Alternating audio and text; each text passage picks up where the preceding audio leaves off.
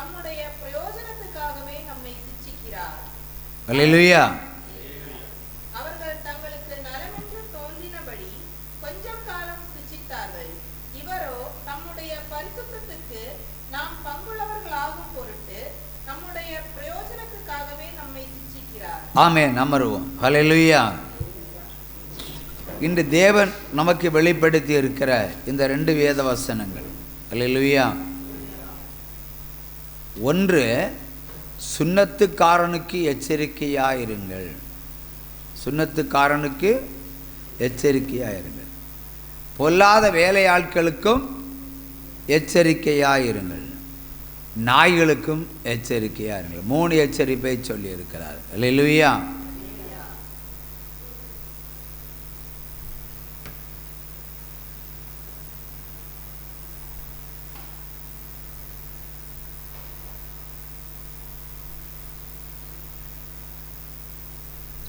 மூன்று எச்சரிப்பு எதற்கெல்லாம்? நாய்களுக்கு எச்சரிக்கையாயிருங்கள், பொல்லாத வேலையாட்களுக்கு எச்சரிக்கையாருங்கள், சுன்னத்துக்காரனுக்கு எச்சரிக்கையாருங்கள். இப்போ நாய்கள்னு சொன்னால் எல்லாருக்கும் தெரியும். பொல்லாத வேலையாட்கள்னு சொன்னால் ஒரு சிலருக்கு தான் தெரியும். பொல்லாத வேலையாட்கள்னால் யார்? பொல்லாத வேலையாட்கள் வேதத்தின்படி, உலகத்தின்படி அல்ல, வேதத்தின்படி பொல்லாத வேலையாட்கள் என்று சொன்னால் யாரை குறிக்கிறது? மந்திரவாதம் கிடையாது. பொல்லாத வேலையாட்கள்னால் கர்த்தாக்களுக்கு வேலை செய்கிறவர்கள், அந்தி கிறிஸ்துக்கு வேலை செய்கிறவர்கள். இது பைபிள். உலக பிரகாரமான மந்திரவாதியை சாரும். அதாவது கடைசி காலத்தில் உண்மையான ஊழியங்களும் இருக்கும், பொல்லாத ஊழியங்களும் இருக்கும். தேவர்களுக்கு ஊழியம் செய்கிறவர்களும் இருப்பார்கள், தேவனுக்கு ஊழியம் செய்கிறவர்களும் இருப்பார்கள். ஆகவே இப்படிப்பட்ட பொல்லாத வேலையாட்கள், அதாவது பொல்லாத தேவர்களுக்கும் கர்த்தாக்களுக்கும் வேலை செய்கிற ஊழியக்காரர்களுக்கு நீங்கள் எச்சரிக்கையாயிருங்கள். அல்லேலூயா. நாய்களுக்கு எச்சரிக்கையாயிருங்கள். நாய்கள்னா எதை குறிக்கும்? எதை குறிக்கும் நாய்கள்? நாய்க்கு கடிக்க தோணுச்சுன்னா எஜமானியும் கடிக்கும் இல்லை? தோணுச்சுன்னா நாய்க்கு வரி பிடிச்சா யார வேணாலும் கிடைக்கும் இல்லையா? இப்போ இப்படிப்பட்ட வெறி பிடித்த மத வெறியர்களுக்கு நீங்கள் எச்சரிக்கையாயிருங்கள் என்பது மெய்ப்பொருள். அல்லேலூயா. அல்லேலூயா. அது மூன்றாவதாக பார்க்கும்போது சுன்னத்துக்காரனுக்கு எச்சரிக்கையாருங்கள் சொல்லிட்டாரு. சுன்னத்துக்காரன் யார்? முஸ்லீம் மக்கள். அப்படி தானே பிரதர்? அவனை தானே சுன்னத்துக்காரன்னு சொல்லுவோம் இல்லையா? அது விருத்த சேதனம் செய்தவர்கள், நுனித்தோல் வெட்டப்பட்டவர்கள், அதான் சுன்னத்துக்காரன். அப்போ முஸ்லீம் சமுதாயத்திற்கு நீங்கள் எச்சரிக்கையாயிருங்கள் என்று வேதம் திட்டவும் தெளிவுமாக சொல்லுகிறது.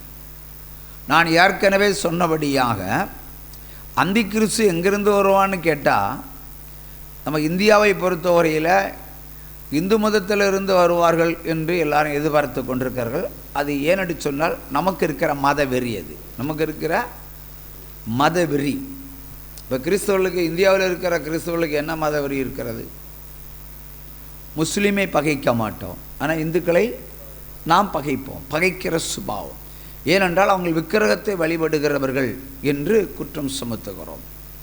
அப்படித்தானே? விக்கிரகங்களை வழிபடுற. அப்போ அவர்களிடத்திலிருந்து தான் நமக்கு தீமை வரும் என்று நம்பிக்கொண்டிருக்கிறோம். இது ஒரு உலக கணக்கு. ஆனால் ஆவிக்குரிய கணக்கு அப்படி அல்ல. அல்லேலூயா. ஒரு கோத்திரத்திலிருந்து 2 பிள்ளைகள், ஒன்று துஷ்டன், ஒன்று வாக்குத்தத்தம். இப்போ துஷ்டன் என்பது இஸ்மவேல் வம்சம்.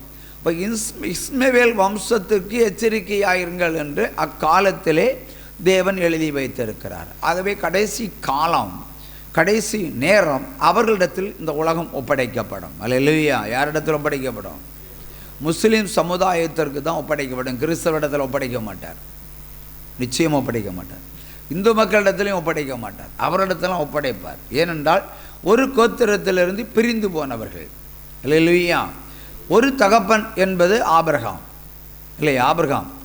ஆபிரகாமுக்கு 3 பொண்டாட்டி, ஆனால் 2 பொண்டாட்டி எடுத்துக்கிடுவோம். அந்த 2 பொண்டாட்டிக்கு தான் 2 விதமான பிள்ளைகள் பிறக்கிறார்கள். ஒன்று வாக்குத்தத்தம் பிள்ளைகள், ஒன்று இஸ்மவேல் பிள்ளைகள். தேவன் சபித்து பிரசவித்த ஆகார் பெற்ற பிள்ளை. ஆகவே அந்த கோத்திரத்திலிருந்து தான் நமக்கு ஆபத்து வரும் என்று அக்காலத்திலே தேவன் எழுதி வைத்திருக்கிறார். அல்லேலூயா. அவை நம்ம எதிர்பார்க்கிற இடத்தில் அல்ல. அது மட்டுமல்ல, இந்து மதம் என்பது ஒரு ஒரு குறுகிய மதம் தான். உலகம் முழுக்க பரவி கிடக்கிற மதம் அல்ல. அல்லேலூயா. உலகம் முழுக்க பரவி கிடக்கிற மதம் முஸ்லீம் மதங்கள் தான். அல்லேலூயா. ரெண்டாவது கிறிஸ்தவ மதம், மூன்றாவது தான் இந்து மதம். அப்போ இந்து மதத்தில் இருந்து ஒரு அந்தி கிறிஸ்து வரப்போகிறதில்லை. அவர்கள் எப்பொழுதுமா பகையாளியாக இருக்கலாம், ஆனால் அவர்களிடத்திலிருந்து தேவன் அந்தி கிறிஸ்துவை எழுப்ப போகிறதில்லை. உற்சாகமாக கையை தட்டுங்க. ரெண்டாவதாக, நம்ம இந்த வாசிக்கப்பட்ட வேத புஸ்தகத்திலிருந்து எடுக்கப்படுகிற வேத வசனத்தை ஒரு முறை கூட வாசிப்போம் சப்தமாக.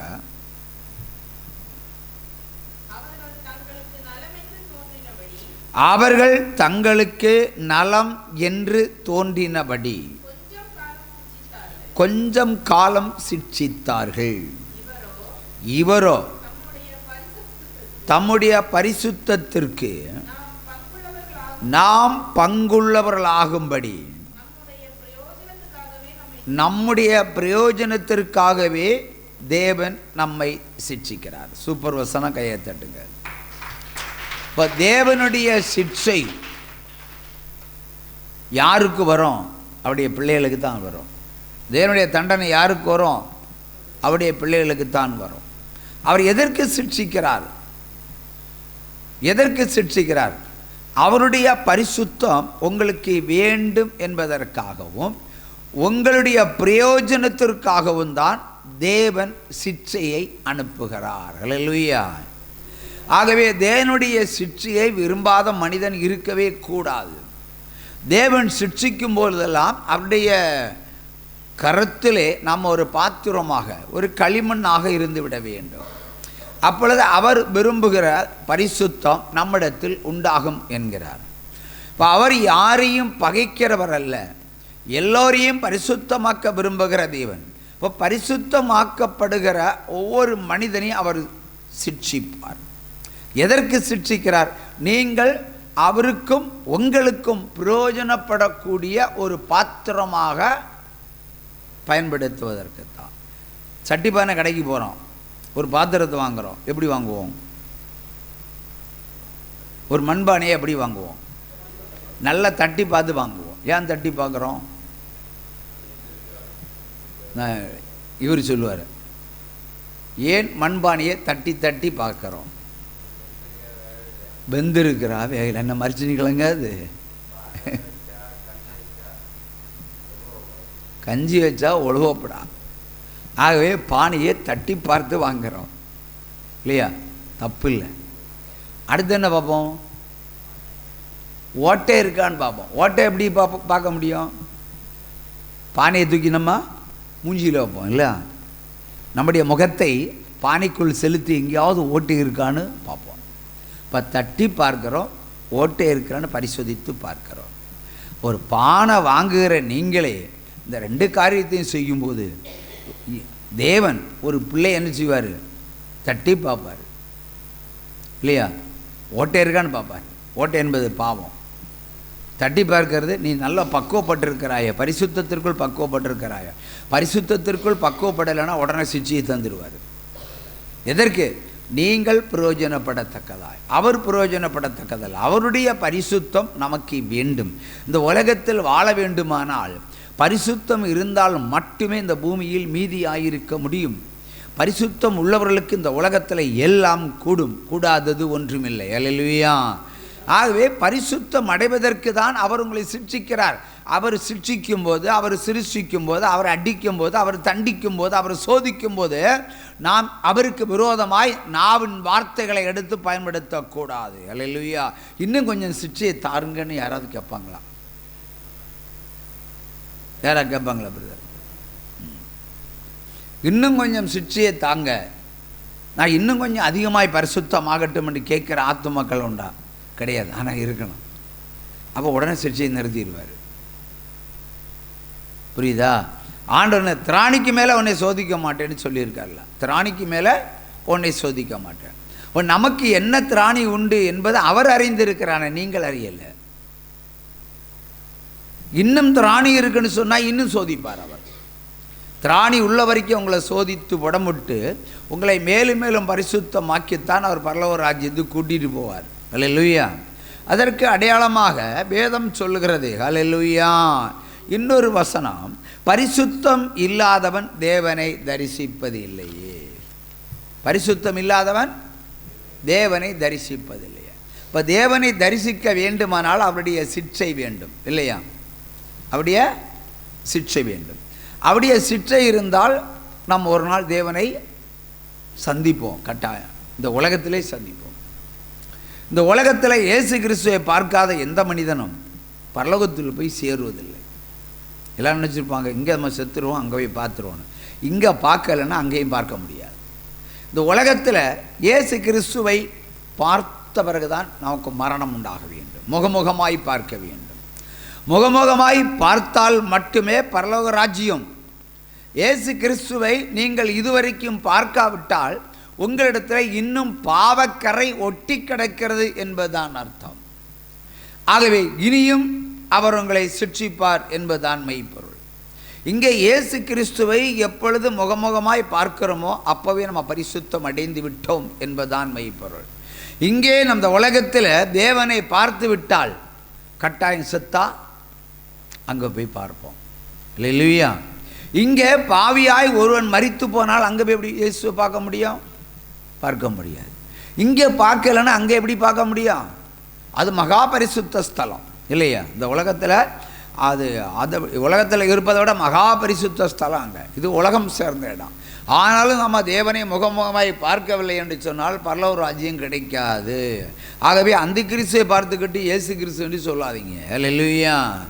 அந்தி கிறிஸ்து இயேசு கிறிஸ்துவை போல வெளிப்படுவான். நிறைய பேர் வஞ்சிக்கப்பட காரணமே அதுதான். அதுதான் பொல்லாத வேலை ஆட்களுக்கு எச்சரிக்கையாயிருங்கள், பொல்லாத கர்த்தருக்கு எச்சரிக்கையாயிருங்கள், கர்த்தாக்களுக்கு எச்சரிக்கையாயிருங்கள் என்று வேதம் திட்டவும் தெளிவுமாய் சொல்லுகிறது. அல்லேலூயா. எசேக்கியேல் 7ஆம் அதிகாரம் 19வது வசனம் ஒன்றை வாசிக்க கேட்போம். ஒரு தீர்க்க தரிசன வசனம் 23 வருடங்களுக்கு முன்பாக எழுதப்பட்டது.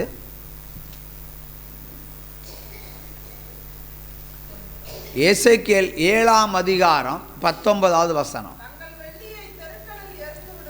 தங்கள் வெள்ளியை தெருக்களில் எறிந்து விடுவார்கள், அவருடைய பொன்னே வேண்டாய் வெறுப்பாய் இருக்கும். கர்த்தருடைய சினத்தின் நாளிலே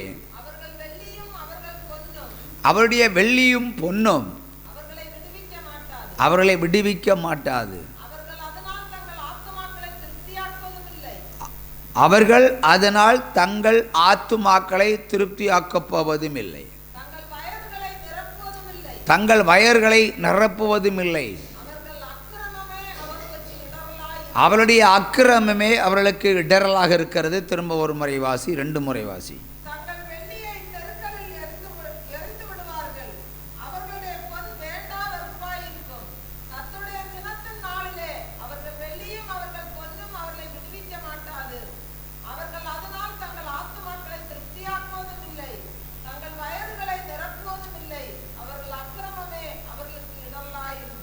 அல்லேலூயா.